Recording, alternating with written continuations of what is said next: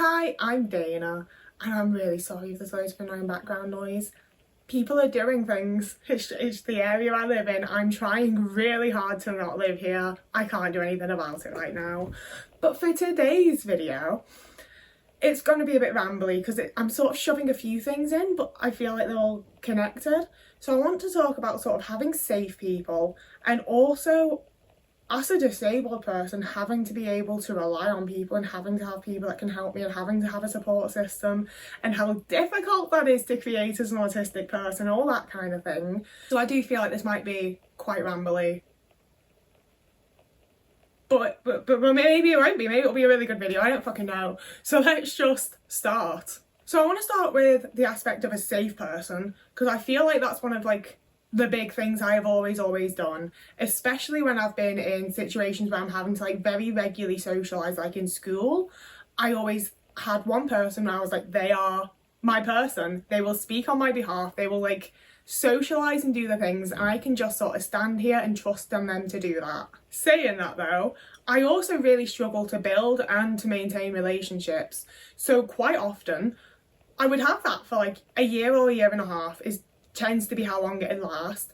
And then in my teen years, that was when I'd go back to one of my parents. One of my parents would then have to be my safe person and be the person that went out and did things with me, and they fucking hated it. They made very clear they didn't want to have to go out and do things with me. If I was like, oh no, but I don't feel able to go to this place on my own and do this thing on my own, they would just tell me to stop being so silly, whereas if I had a friend my age and was like, hey, can we go and do this thing, it was usually something they wanted to do as well. So I didn't have to be like, no, but I don't think I can do it on my own, I need someone to go with me. They just went with me. And then when I was 16, I met a 21-year-old man that became my boyfriend, and despite him being very emotionally and financially and just generally abusive, he very much became my safe person. He was my reliable person, where if I wanted to go out, if I wanted to do something, if I needed help with anything, he was the person that would, to a point, do that, he might scream and shout at me for it before or after, but we got there, And I ended up living with him for around a year after we'd broken up, and I had a girlfriend during that time. And that was when I really woke up and realised oh, my entire life I've always clung to one safe person, and they are the one that will help me because I fucking need someone that's going to. So he very much stopped being my safe person when I realised exactly how not safe he was and how unsafe he made me feel. And I felt very afloat and very adrift because I'd also stopped talking to my mum, and I had a girlfriend, but she just it wasn't a horrible relationship and she wasn't a horribly toxic person or anything, but she just, I never really felt like she liked me all that much, I believed her when she said that she loved me. I believed that she at least while we wanted to be in the relationship, wanted to be there.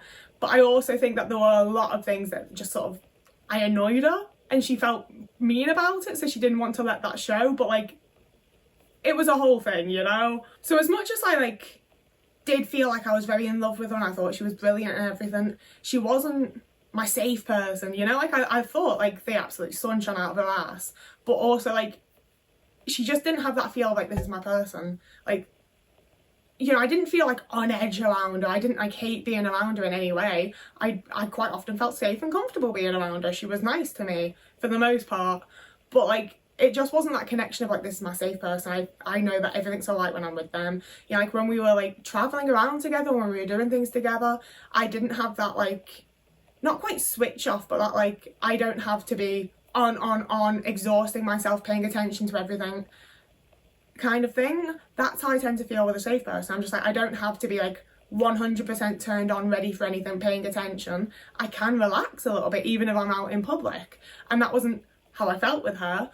And I then moved in with a housemate, my first housemate outside of my parents or my boyfriend, and it was a weird one. I still don't really know what went on there, but there was definitely a level to which I sort of transferred safe personage onto him, because I'd moved in with him and we were cooking each other meals and hanging out and being together all the time, And then when that went to shit, that whole situation really deeply hurt me, a lot more than I expected it to, and a lot more than I've really processed, and a lot more than it was just very fucking upsetting. And I don't feel like it really was distressing. I was gonna say it was, but I feel like it was just upsetting and sad and made me feel quite worthless and not very good. And it was the thing of like feeling like I'd found this safe person, someone that I could like, you know, spend a lot of time around and really trust and really rely on, and be like, oh no I can't, no I cannot. I'd had a friend throughout this period that I then became my new safe person because they fucking told me they would be, you know, like I'd had the like deep conversations with them of being like, I feel like I attach myself to people and I need someone to help me, I need someone to like not necessarily protect me, you know, like I'm not looking for anything over the top or bizarre, you know, like I'm not looking for someone that like controls my entire life and like looks after me, but just someone that I feel like I can rely on to ask for help in the moments that I need it, and someone who is going to understand when I'm like, I want to go to this coffee shop and I only need you to go with me once so that I can actually then go again myself in future, but like I'm never ever gonna go if someone doesn't go with me the one time, you know, people that just understand things like that. And even with how all of the other things went, and like I had another friend in the middle of all of that where I don't know what happened, you know, like that's the thing with so many of my friendships and so many of the people that I've seen as safe people and things like that, is that I don't even really feel like I know what happened. Like it's always such a bizarre thing where like one day we're friends and the next day they never want to talk to me again, and I'm like, okay, but you did this and this, so I don't really see how I'm the evil horrible monster for being like, hey, you upset me or whatever, you know. But since that situation, I don't want a safe person again, you know, like I don't want someone that's like doing any of that stuff, because it makes it easier for a little while and then it's 100,000 times harder when I have to just do it myself again because they're fucked off, you know. And it's the level of like, I understand that these people aren't my carer, you know, they're not like employed to look after me, they don't have to do any of it, like I get that, but also they're people that have told me, you're my best friend in the world and I'll do this and this for you because you do this and this for me, and I've continued doing those things while they've done like fuck all. And then when I've been like, excuse me, could you do this one thing, they're like, oh my god, what? You know, like I feel like I have a good understanding of friendships are give and take, you know, like I want to reciprocate my friendships. I want my friends to know that I really care about them and that I really love them and that like I like them as people and so on, you know. I want to make their lives easier in the ways that I'm able to, and it's been extremely disheartening to do that and feel like I'm not asking that much in return, you know. Like I understand that I'm perhaps not asking for the standard things that are requested in a friendship, but I'm not asking for like the things I want additionally to that. I'm telling you what I need, you know. And the amount of people that have been like, yeah, I want to give you what you need, I want to listen to you, I want to be there for you, and then when it comes to the time and when I've explained, they just don't do it properly, or they don't do it right, or they don't do it at all. And that's where it like leads me into the level of like, I need to be able to rely on people, you know. Like as much as we can argue like, oh, that's something a carer should do, you just need a carer, I can't fucking get one, you know. As much as it would be lovely to have a guide or a carer or someone who can help me with the shit that I need help with, I don't have that. And as such, it is important to me that I'm able to rely on the people in my life. And it's the kind of thing that's really fucking scary when quite consistently I have been like, if I didn't have this person in my life right now, I would be absolutely fucked. But also, they're only going to be in my life for so long because that's the way it keeps fucking going. And you can probably tell that this video is like somewhat inspired by what I was talking about in like the last video or the one before. Because it is a massive fucking trust issue that I don't want to have and that I didn't used to have. But it's having the pattern repeat over and over where I'm like, oh, okay, so someone's gonna come in and be like, you can trust me, you can believe in me, we can do all of this together, we're in this together, guys. And then just fucking off when the going gets a bit tough, you know? And like, I don't want to start a pity party as always, but also like, the going tends to be pretty fucking tough around here, you know. Like I feel like I have like a 3 to 6 month break at most before things start again for me, and I'm just 24/7 stressed and scared and confused and don't know what the fuck I'm doing and everything's terrifying. And I get that that's a lot to be friends with, and that's where like I don't necessarily hold like anger or bitterness or resentment towards people for like fucking off, but I am like, you could have just not promised to be here, you know. Like, you could have just not promised me, and then when you left, I would have just been like, oh, okay, bye. Instead of being like, but you fucking promised me, you bitch. I did say we were moving on to the next little part, though. So we are. Because it's the thing of, like, I've been filling out paperwork recently, And if I didn't have people to send screenshots to and to be like, what do I put here? What do I fill out here? How do I find this information? I flat out just wouldn't have been able to fill out that paperwork. So I wouldn't be able to be like maintaining life admin without other people involved. You know, like that's part of me being autistic. That's part of my disability. I can't function, and I'm just not capable of doing fucking paperwork on my own. I'd love to be, it'd be lovely if I was. I'm just not. I sit here and I cry and I cry and I don't understand it. I don't get what I'm meant to fill out. I don't understand how I'm supposed to find the information that they want me to give them. And it just completely overwhelms me and I have a meltdown and I can't fucking do it. And even with people helping me, chances are I'm gonna have a meltdown, but it's after I've sent them pictures of everything and they've replied with stuff and they've sent me links to things, so I've managed to get it filled out and I've sent it off, and oh, thank God for that, it's done. Meltdown, recovery, you know? I'm not asking anyone to make my life easy. I'm not asking anyone to do my life for me. But it's a fact of the life that I live and like being an autistic person, I need help with things. There are many, many things in my day-to-day life that I just cannot do on my fucking own. You know, like even down to like most days, I'm messaging the group chat and being like, what am I gonna have for dinner? What do we like? I like the sound of this. Shall I have this? Shall I have that or that?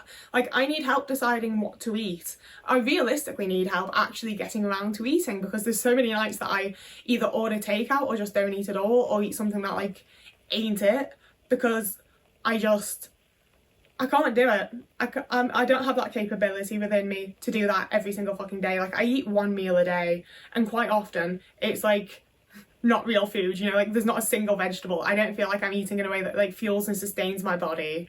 And both of those things are the types of things that I previously did have some level of support from friends, and I did massively benefit from having that support. You know, and as much as I think we are very free to argue that I should be getting actual fucking support from some area.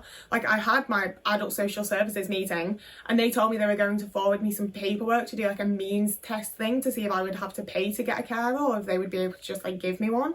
And they just didn't email me any of the paperwork, and the only way to get in contact with them is to phone them, which I fucking massively struggle with. Like, I explained to them but they just didn't care. So that's where like I used to have a friend that would make phone calls for me, and now I don't. And with a lot of with like my entire life essentially since like mid-January time, there is an absolute array of things, like an overwhelming amount of things that I've only managed to do or get through or deal with because I have really fucking good internet friends.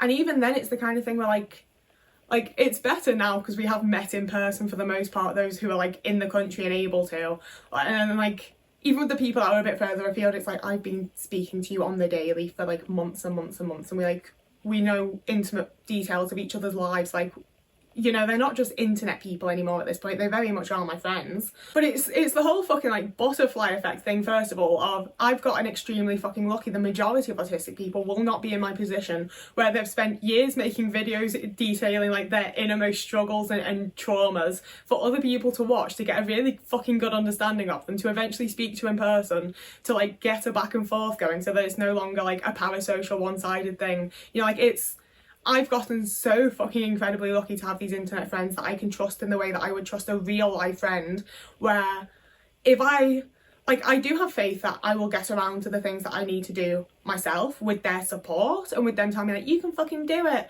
And like once I'm done I go and tell them, they celebrate me and validate me and make me feel good. You know, like that, just emotional support alone is a massively beneficial thing to have. And it is also delightful to feel like if I really needed someone else to make a phone call for me, I could just send them all of my information, like all of it, and have them do it. And I wouldn't be worried about like, are they going to like identity fraud me or show up at my house and be weird, like any of that stuff. You know, like they all know where I fucking live. I'm pretty sure everyone has my current address and the address of the house that I'm trying to put references through for, like, because I can trust them with that stuff. But I've gotten very, very, very fucking lucky with that. And it is the thing of like, okay, so can I only build reliable connections with people that are like, with a handful of people that are spaced out across the fucking planet? Like, is that how that is? And it's also a thing of like, when I had my autism adult social services meeting thing, they asked like, oh well, do you not have anyone else that can do things like that for you? And I said like, oh well, I have some online friends that I can like that help me where they can. And she was like, oh no, don't do that. Don't give your like personal information to people online. And I get where she's coming from, but it's also like, well, you're not leaving me any other choice, you know? Like, I would much rather have some sort of like trusted government person that can do that kind of thing for me. But you're not giving me one. You're not showing me where to fucking go to get it. So yeah, I'm gonna have to use my internet friends and give strangers online my information. Like, I don't have another option. Even with having those people, as much as I trust them, I still have the thing of like, can you really though? Which sucks because I can. Like, they've given me no reasons to like suspect or doubt anything, and yet I'm still like, I'm like, I know it's fine. But yeah, like, even within the little group I have online, there's people that were within that group who like no longer are. And I don't like needing my friends in that way, I think is what we're getting at.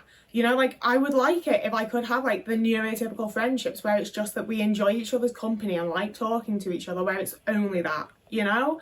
And like, I benefit and I'm very glad to have the friendships that are that, with the added thing of like, they're okay with the fact that I need additional emotional support, I need help with just like my day-to-day things, and they're willing to help me with that, and I'm so glad and so relieved, and it's so nice. But also, like, I need that, and it's terrifying to think that people can just leave, and I know that they can because they have. And I also, like, as much as I know I don't need to, I do worry of like, I'm not reciprocating enough, and eventually they're gonna be like, oh fuck this. And I know, like, it's the awkward thing as well of like, I know you guys watch my videos and like, you don't need to respond to this. This is very much like my own personal inner turmoil of friendships and what I need from life and the support that I require. And I'm also very aware that like, we're all autistic and we all probably need that little bit of more support than like the average person might. And like, it doesn't bother me in the slightest to, yeah, I hope I'm fucking giving it. I hope I'm reciprocating appropriately. And I don't find it difficult, you know? If someone wants to tell me like, oh, you're actually not doing that great, I need to buck it up a bit, I would. But like, I feel like I'm doing okay. And it's not hard, you know? Like, that's one of the things that I constantly remind myself. As someone who's lost friendships that I really liked and not been able to maintain friendships that I would have liked to maintain and things like that, it's already just sort of uncomfortable and a bit scary to think that you can't just lose a friend, like someone that you deeply care about and deeply love can just decide to fuck off.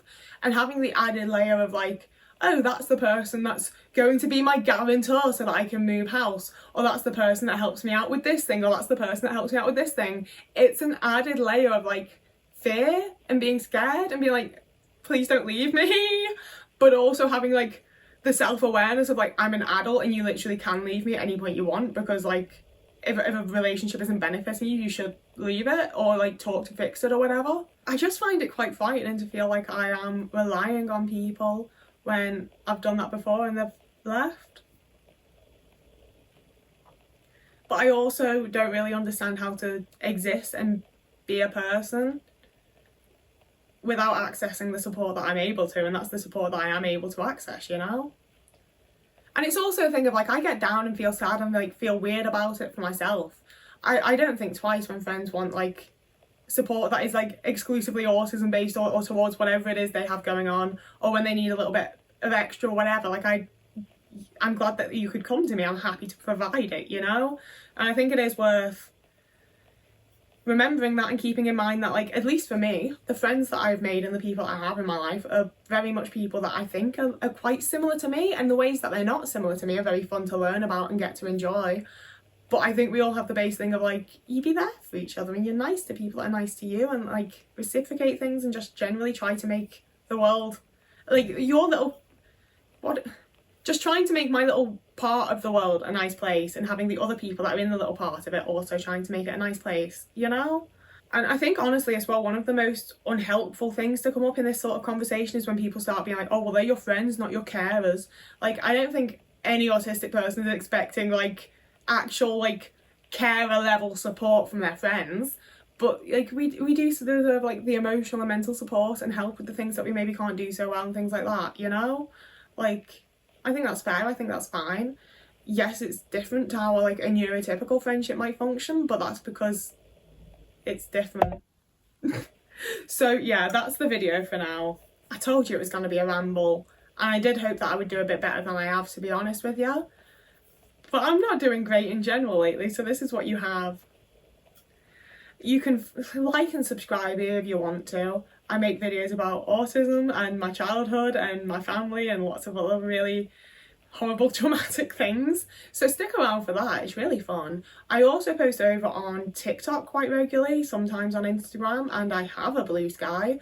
You can also find me over on Ko-fi or Patreon, and if you join us on Patreon you also get access to the Discord where we like watch movies and TV shows together and just like generally chat and hang out and have a nice time.